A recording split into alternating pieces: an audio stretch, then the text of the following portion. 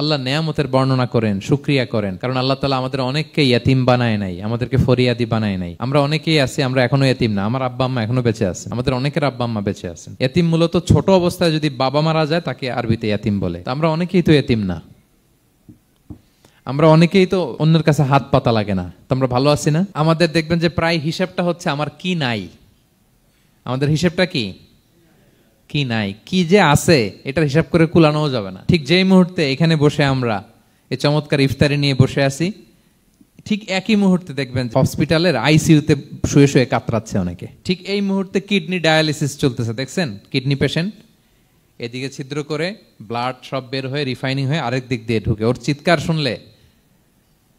Burn ইউনিটে গেছেন কখনো? আগুনে পোড়া রোগী, আপনার তো অনেক কিছু নাই, আমার এটা নাই ওইটা নেই, আল্লাহ এটা দিল না, এটা নিয়ে আসেন। আপনি বার্ন ইউনিটে একদিন যায়েন, তাহলে বুঝবেন যে আল্লাহ আপনার কত শান্তিতে রেখেছে।